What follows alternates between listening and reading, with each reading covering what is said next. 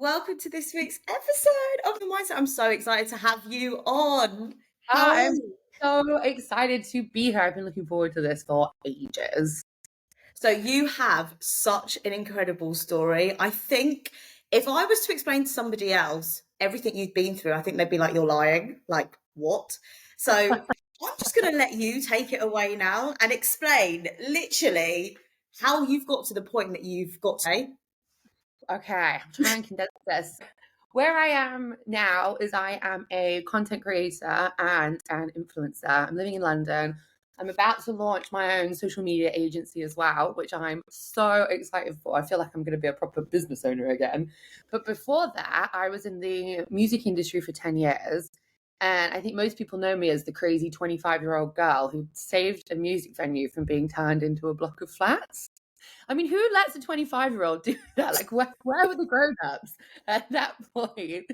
And before that, I used to tour manage bands. I owned a recording studio. I secured a grant to convert a warehouse. I was nominated for awards. I spoke on panels with these incredible people. I mean, Beyonce's agency, Beyonce's booking agent was sat next to me at one of these panels. And I remember being sat there thinking, are you sure? Am I supposed to be here? Like, what's going on here? But it's been a wild ride. Like, the last 10 years have been insane. And that's just the business stuff, let alone the personal things, which I'm sure we'll get into. Yeah, I mean, they say your 20s are the years for like growing and making mistakes and finding out more about yourself. But I think you fully took that to the extreme. I think those two things by half. I really don't. So let's talk about the big topic of this conversation. So this topic is one that there may be people listening to this podcast today who are also facing. So it's no secret that you have ADHD. Well, it was to me up until about a year ago. So let's talk about that, because I am still mind blown from the moment that we had that initial call. And I remember seeing some stuff that you posted on social media and thinking, what on earth? Like, how did that happen to you? Like, do you want to share right now to anyone listening what you actually went through?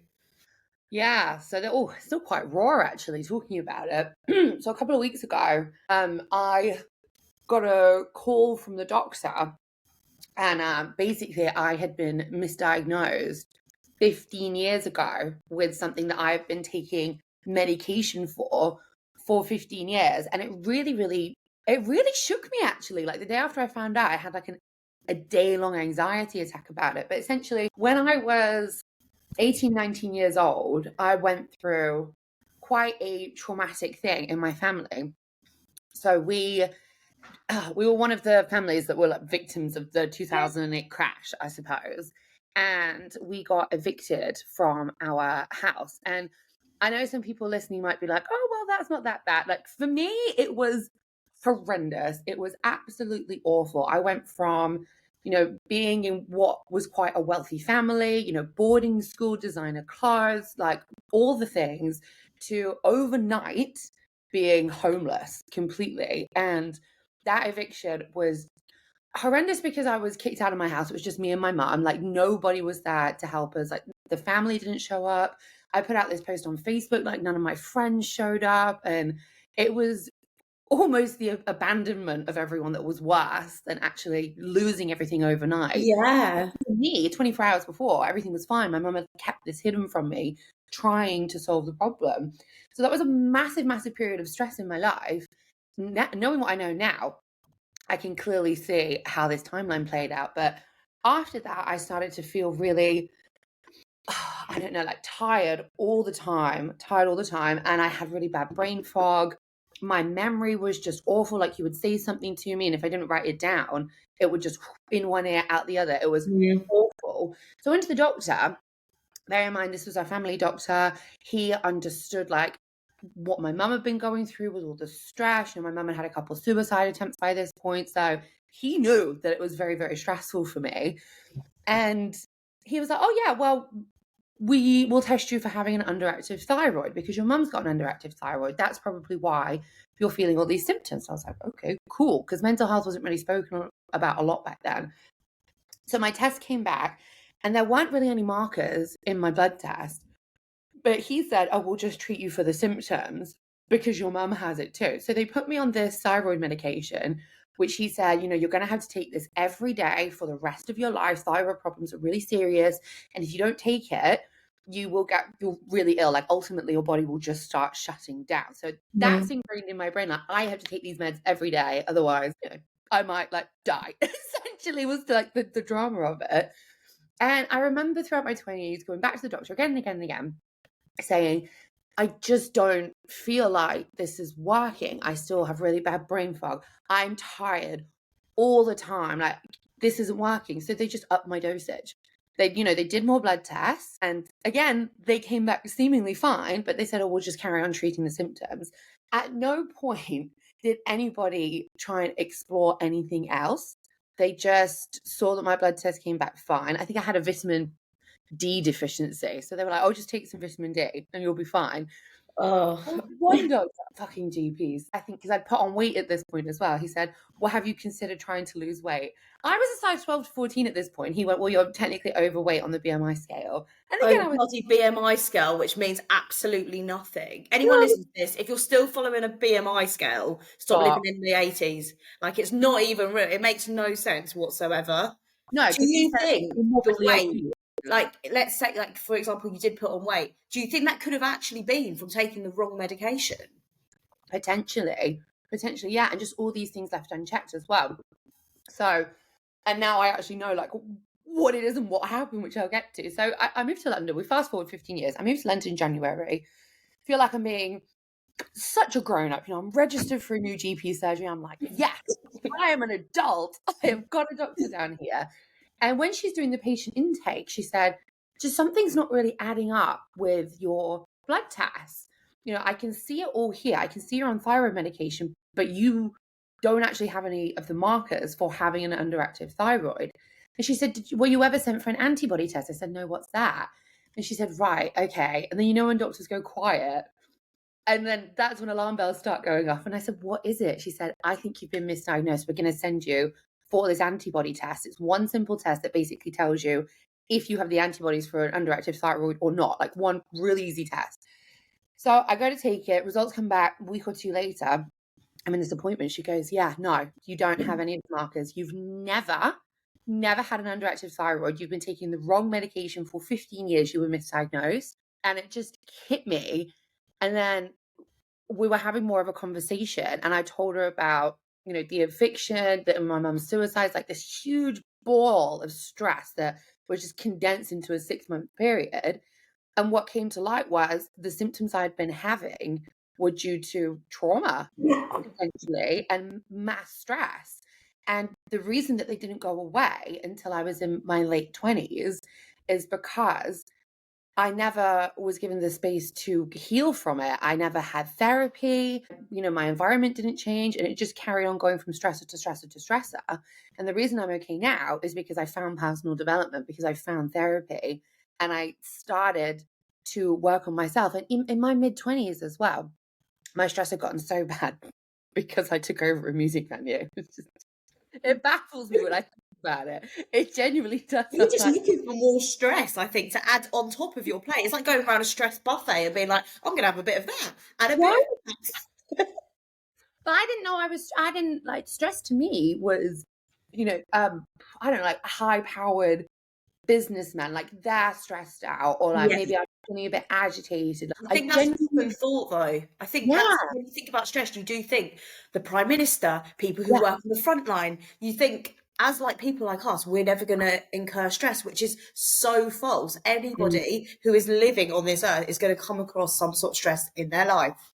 Exactly. And I think it's, this lack of education around it, which is why I harp on about it all the time to everybody who will listen to me now.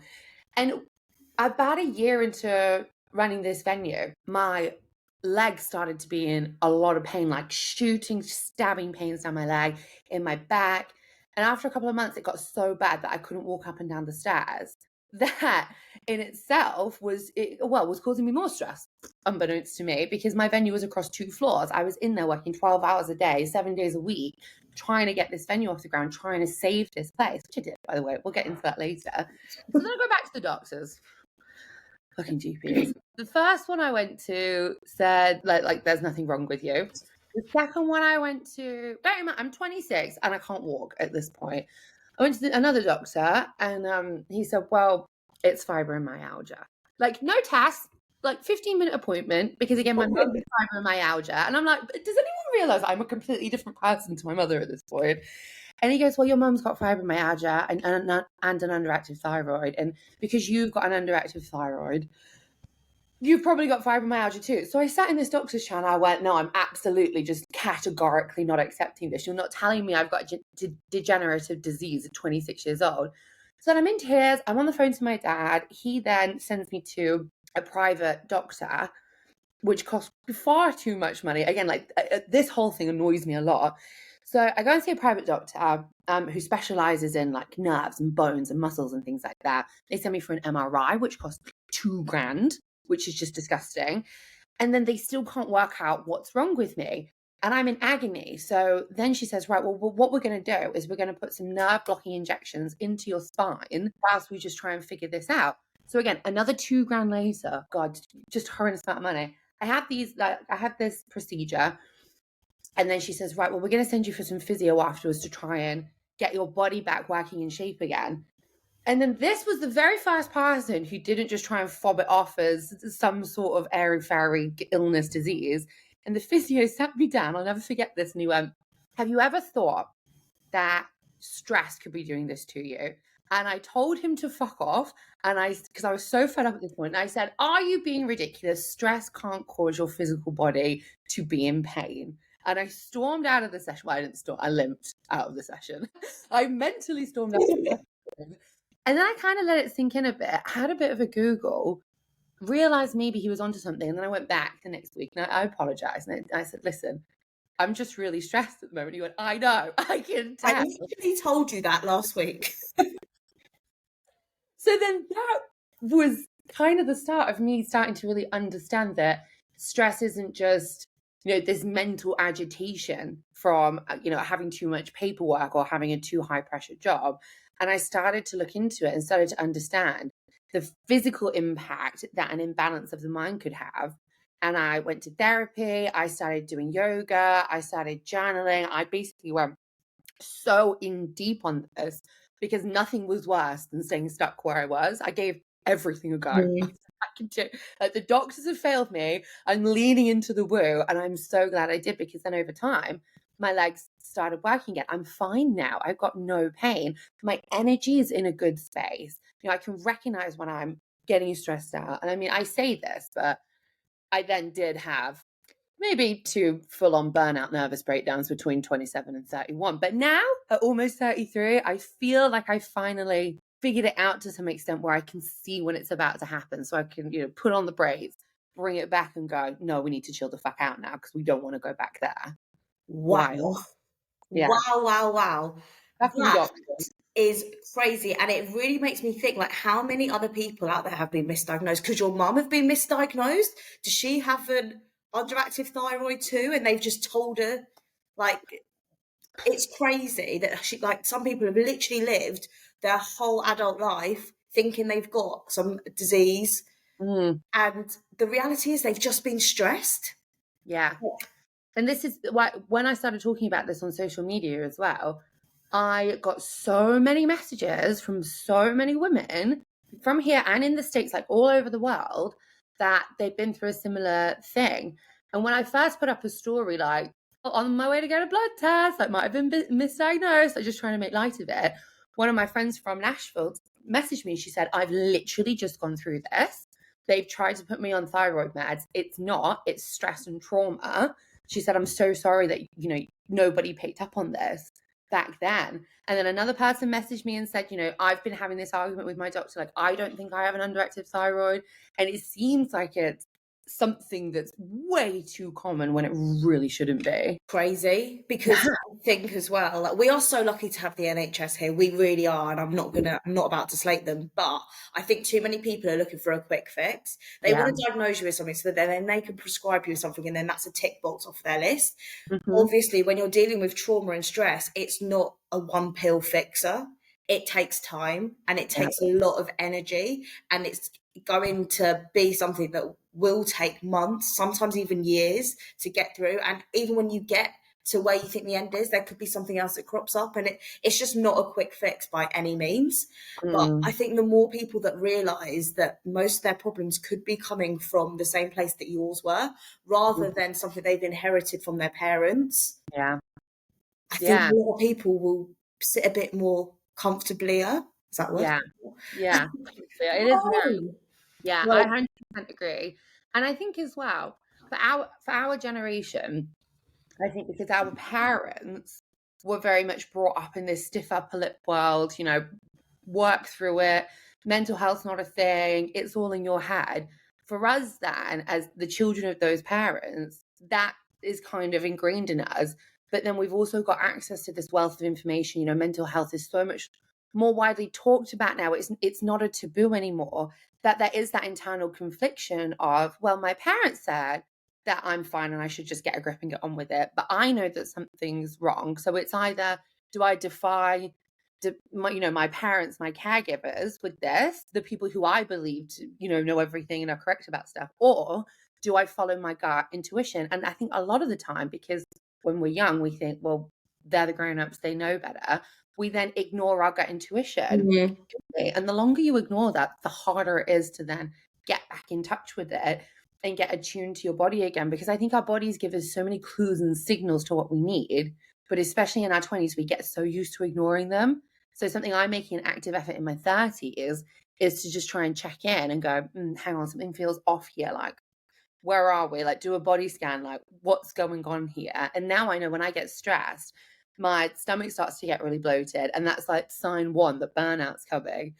And I'm like, oh, no, got to cancel the rest of my week because I know I'm about to go on a whole sort of thing. I'm fortunate to be able to do that with my schedule and my career. But I can't imagine if I was stuck in some sort of soul-sucking 9 to 5 and then having to push through with that. I couldn't. I'd be on the floor again.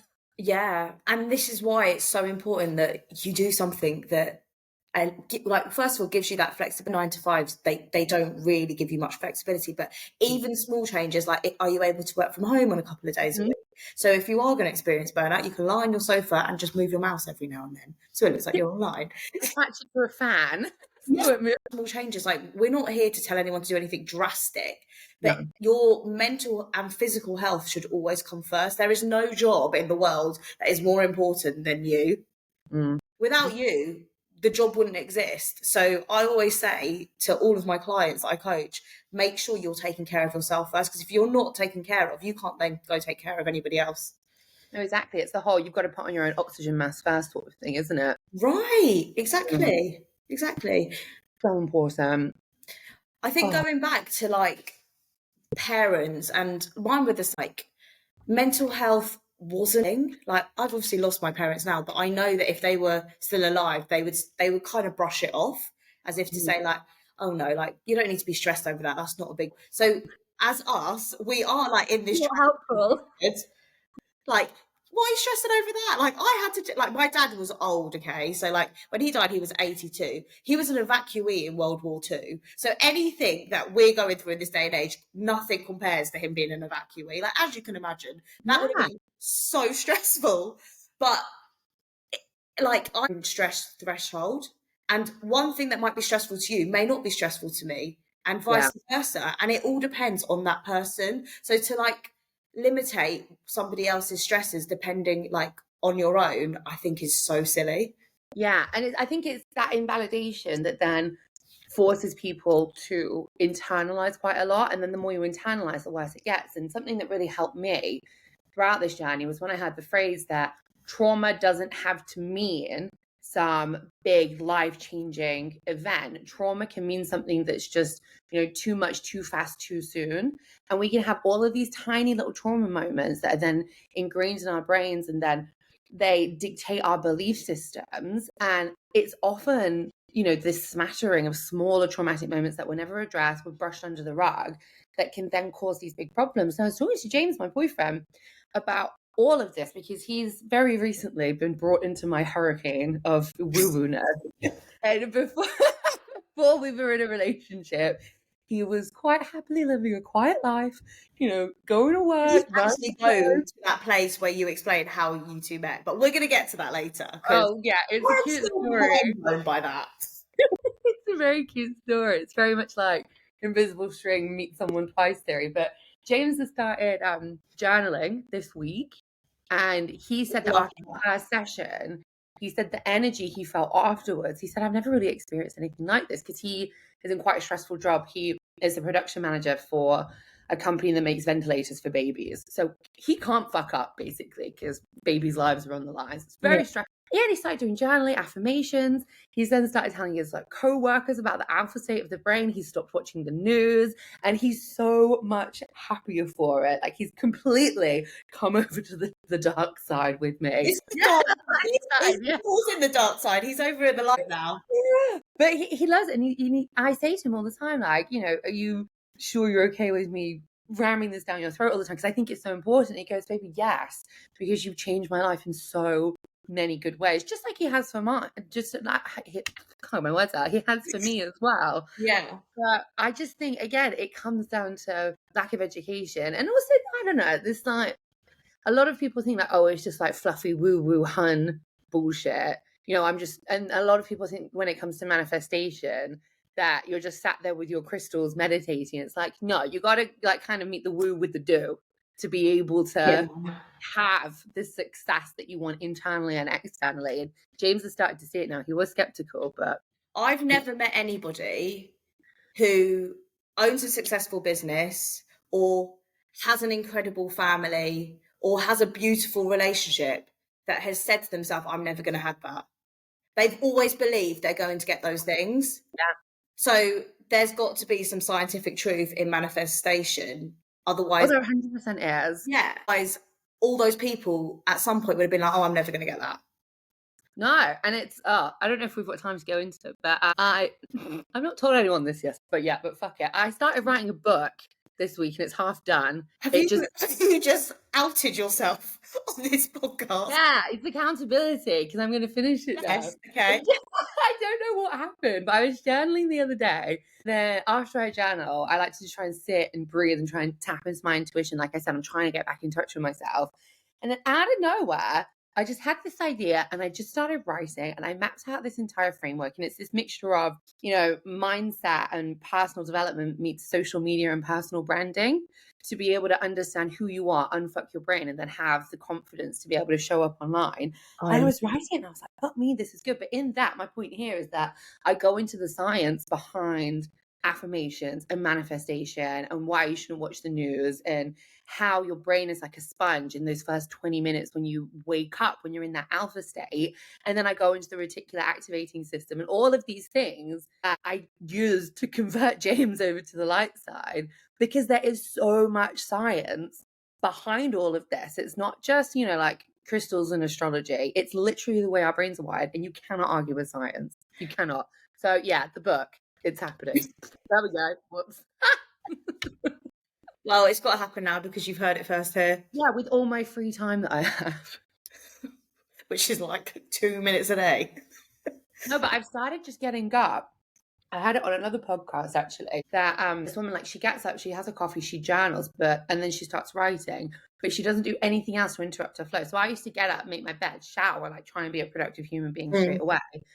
But I thought, I'll just give this a go one morning. And that's when I started writing. So for 1 to 2 hours every morning, instead of getting stuck in a scroll hole on social media, I'm now getting up, making a coffee, and then sitting down journaling, and then writing for an hour or so. And it's just flowing out of me, because when we first wake up, we are in that creativity space within our brain waves. So I couldn't do it in the afternoon. If you told me to sit down and write now, I'd be like, it's not happening.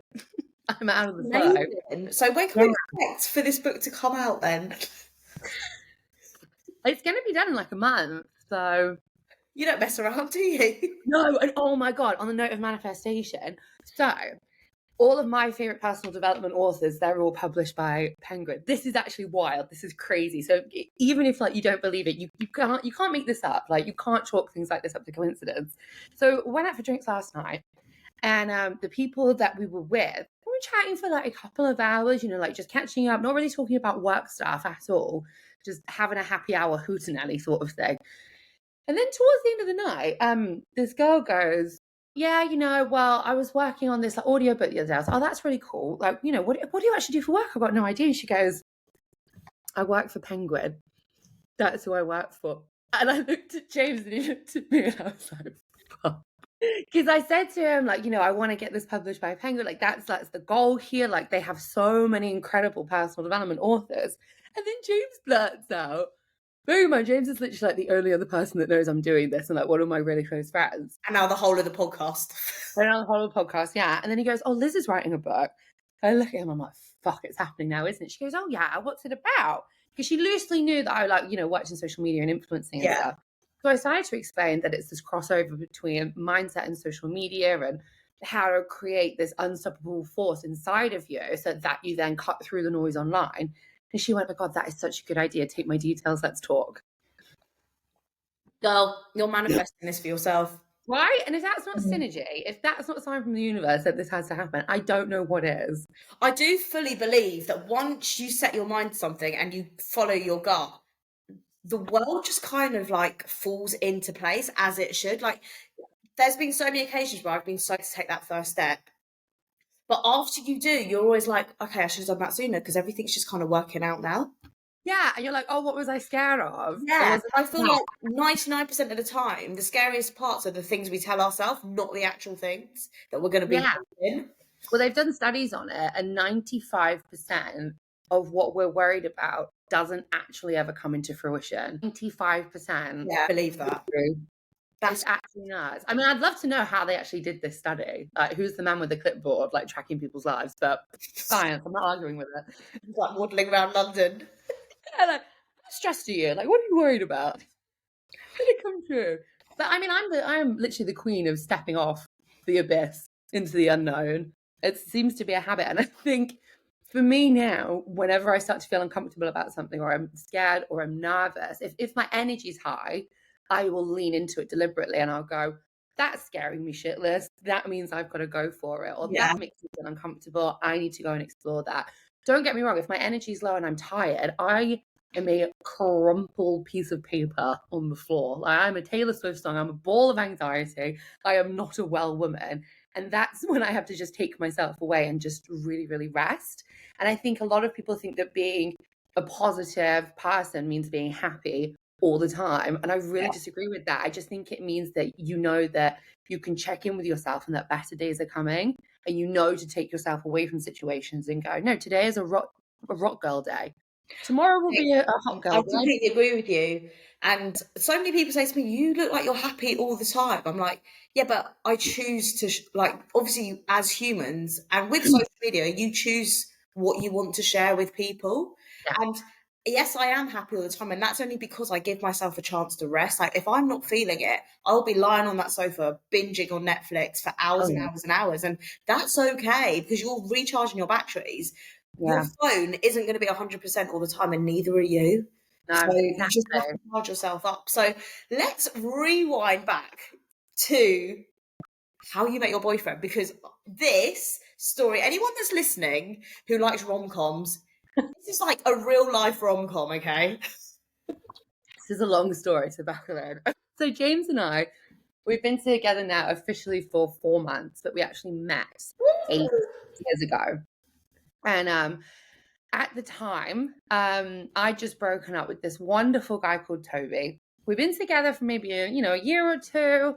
He'd moved up to Leicester. Things just weren't really working out. So we'd split up. He'd moved back to Milton Keynes. So we were broken up, for maybe like 4 or 5 months. During this period of time, I can have, I had what I can only describe as dalliances, heal myself.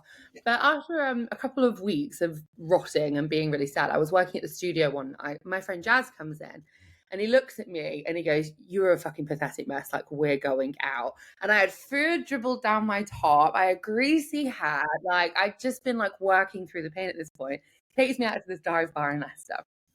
And some of our like friends are there, and like, you know, there's a bunch of other people. And apparently James then turns to Jazz and goes, "Oh my God, who was she?" The state I was in, I was like, "You must have been drunk that night." But he said that, you know, just one of the most like beautiful girls he'd ever seen. He asked to be introduced to me, and we just sat and just started chatting. And Jameson went on to tell me that, you know, after he got to know me a bit, he just fell for me hook, line, and sinker. I thought that he was like a bit of a fuckboy, a bit of a man about town, because he did kind of like give off that energy, you know, young, dumb, and foolish, and early 20s sort of thing. So, you know, over the next few weeks, like, we would hang out. A lot of his friends were in the bands that I would put on at my gig. So our circles crossed over quite a lot. And then I went to go and see Toby one day. I actually went to go and see Toby to like finish things and cut things off, because I thought I just can't be in this limbo anymore. I was starting to have feelings for James, and I thought, you know what? That relationship with Toby's done. Go and see Toby. He's a musician. He's written me a fucking song. He's written me a song. He went, "Before you say anything, can I just play you this song that I've written for you?" And I was like, oh God, such a beautiful song. I was like, oh, okay, fine. Like, we'll get back together again. Text James and go, "Hey, sorry, it's been really fun, but Toby and I are getting back together again." Because I didn't think it was anything serious. Unbeknownst to me, it broke his heart entirely. I was always the one that got away. And I've even seen like text evidence from like our mutual friends about this. Toby and I got back together. We ended up getting married. How long were you actually with Toby for then? In total 9 years, but then we had like Oh my what I God. refer to as the Wow, honeymoon. so just under a decade. Yeah. So we were together for 9 and then married for 4. And you know, Toby is one of the best people I know. You know, we're actually best friends now. And he's so sweet and so kind. And he's actually what I needed throughout my 20s, because I couldn't give myself security and stability, because now we know I was a fucking head case who desperately needed therapy. He provided that space for me.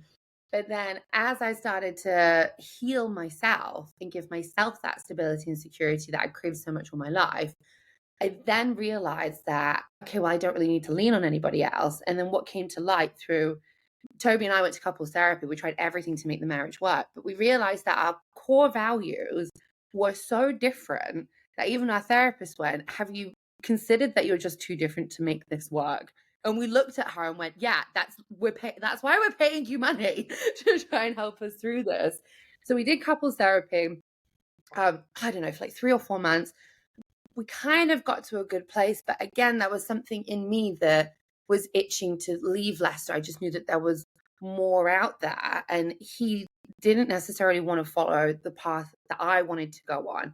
You know, he prefers more of, you know, a quieter, stable life, whereas I wanted to just like balls to the wall, like jump into the abyss. I was like, I want to follow this crazy dream. Like, the influencer stuff had just started taking off as well. So I was back and forth to London all the time. And then last July, we decided to separate, and it was actually a really nice separation, if you can call it that. Like, it was just a conversation across the dining room table, just like my needs weren't being met, his needs weren't being met, but if one of the others were, then the other person was having to compromise so much that, you know, the balance was just off. So I think we were able to do it so amicably, and we never fought. There were no arguments. You know, there were a few tears, but I think because we communicated so much throughout our whole relationship, we just completely understood where the other person was at. So I packed my life into 2 suitcases, moved to London. He went to a music festival,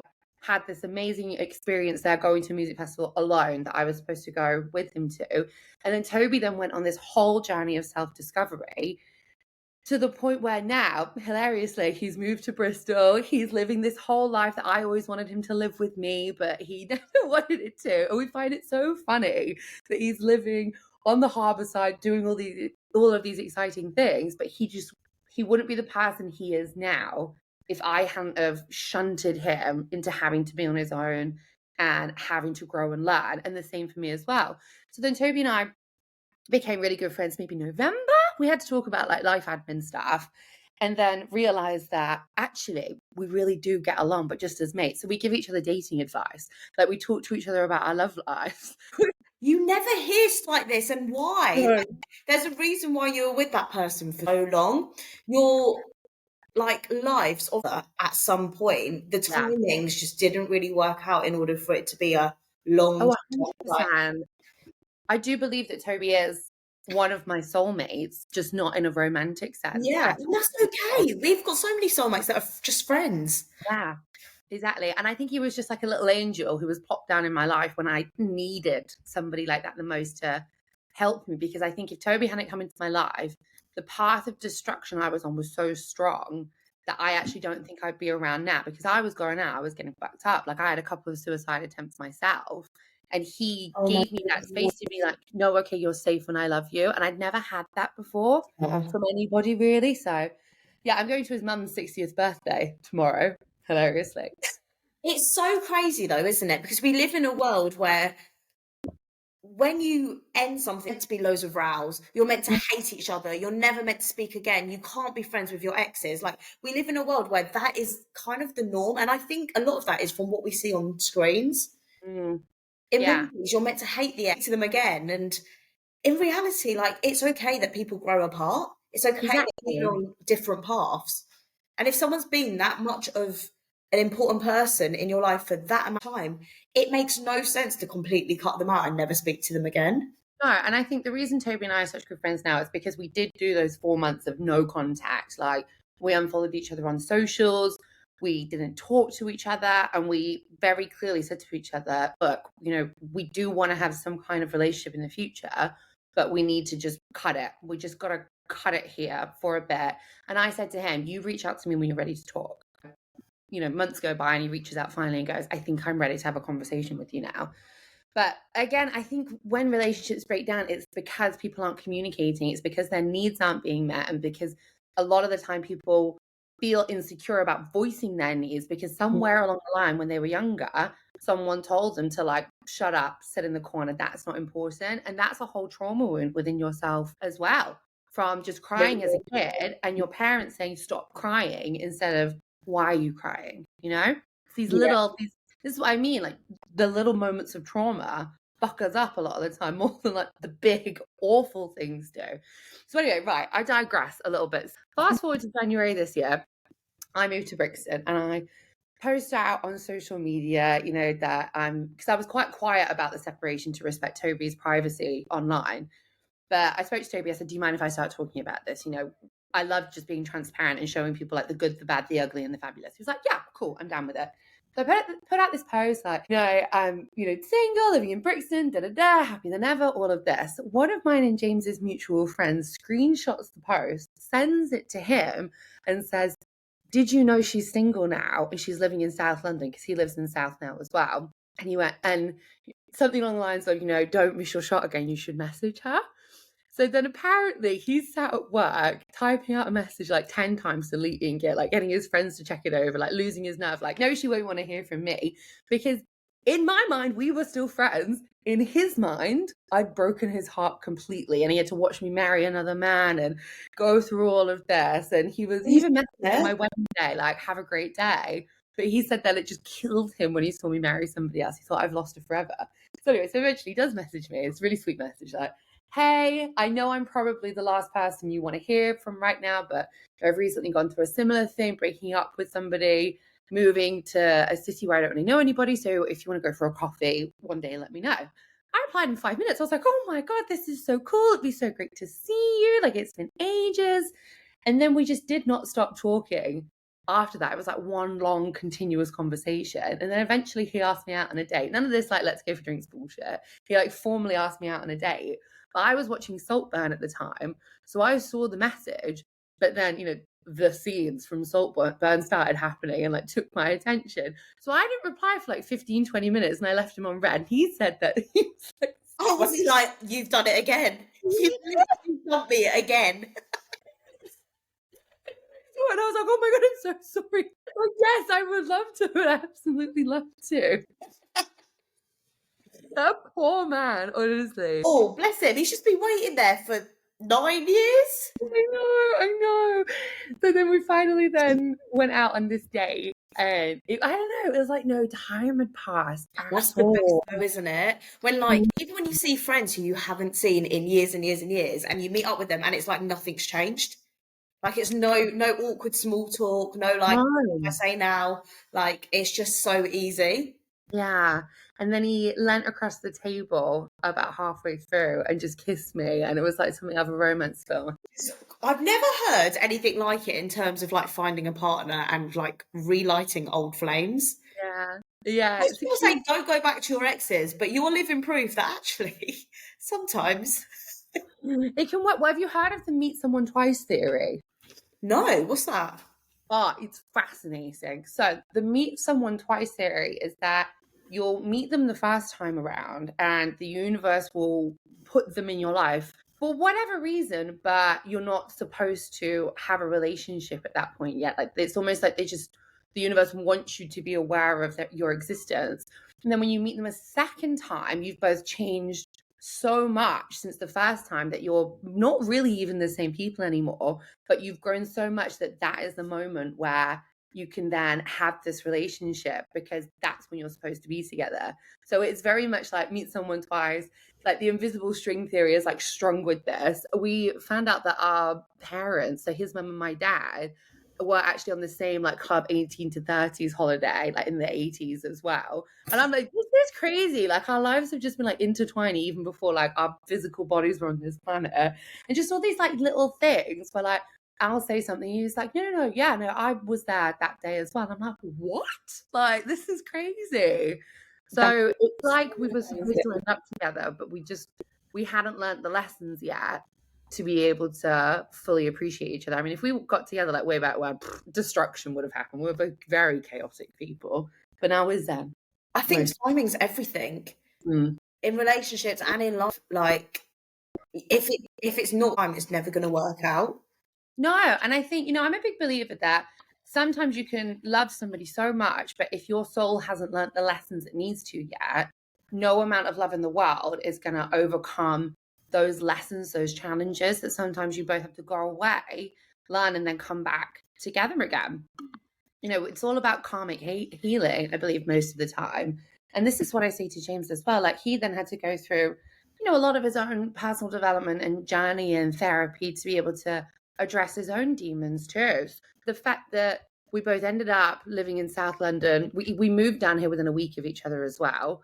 There's like crossover with our friends and stuff like that. Like it's just all these like little signs from the universe that you can't really ignore. And he's just been a godsend, especially with me and my ADHD. He's taken the time to go out and research it and understand it to create safe spaces for me so I can then not get stressed out and like not be triggered by things. And it's just tiny little things. Like I'm completely time blind, by the way. I mean, I was 5 minutes late for this, wasn't I? I don't understand the concept of time. It's confusing for me. And James, he's like on the other end of the spicy brainness. So he's got a bit of autism where he likes things to be quite orderly and he hates being late for things. Like he has to be on time for things to the point where he's often like, a miracle you two are actually working out then. I think it's down to him. I 100% put this down to him. When we first started dating, I would be like, yeah, I'll be ready in 10 minutes. Half an hour would go by. And then I'd say, I've just got to film a quick TikTok. Half an hour would go by. So he's put buffers in for this now. And he'll say to me, even if like it's coming up to the time where I know we have to leave and I'm stressed and I'm rushing, he goes, take all the time you need. We're in no rush. Just relax. Like, what can I do for you? And he'll like put shit in my bag that he knows I need, like my charger, one of my keys and my phone and stuff. And he'll just be like, take a breath. Nothing's that important. We don't need to rush. And in doing that, I'm stopping faffing so much. So he actually gets me out the door, not only on time, but I've started being early for things now as well. Like if he's controlling my schedule, just because he went out of his way to understand what it's like to date a woman, or specifically a woman with ADHD, because it presents so differently in men as well. And I think that is probably one of the sweetest things anyone's ever done for me, ever. I think it is all about those little things Those little things aren't actually so little. Like, they'll take a second to do, but they Yeah. mean the world to somebody else. So if you're listening to this right now and you're dating somebody with ADHD, and maybe it is really stressful for you to leave the house on time, take note that Yeah. stressing them out more isn't going to make you leave any faster. No. It makes it so much worse because then you're so busy stressing and flapping. And then you also, like, the guilt, I think, that a lot of women with ADHD carry, that tends to take over. So then, like, you'll drop things, or I'll smash something, or like I'll get in like a big spiral, and then my energy will be completely off. And then I'll probably walk into something and fall over because I'm very clumsy, very, very clumsy. But I think in the early days, he would try and be patient with me, but he would be getting agitated. And then that's when I said about the time blindness, because he knew nothing about ADHD. And that's when I told him about object permanence. I said, if it's not in front of me, it doesn't exist. It just doesn't exist in my world anymore. And then I told him all about RSD, so rejection sensitive dysphoria, and how I'm like so sensitive to like mood shifts and things like that. So even if he says like, it's fine, I'm not annoyed we're late, but I can feel that shift in his language and tone, I'm going to get in my head about it. So again, it just comes down to communicating. And I think on his side, he said that he's never been in a relationship where it's so easy to communicate and be transparent. He said in previous relationships, he was always told to, be quiet, and his feelings were invalidated. So now I turn around to him and we check in with each other every day. And he goes, well, I'm actually feeling, quite anxious about this and that. And I'm like, let's talk about it. And the first few times he was like, are you sure? Am I allowed to talk about this? And I said, who said you're not?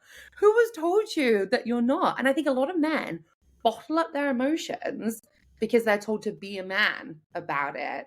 And it's not okay to share things. So, just changing lives over here. You know me.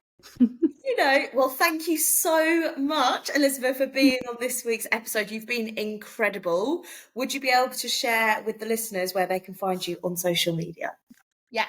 So it's on Instagram and TikTok. It's Elisabeth with an S .carleyleonard. If you find me that way.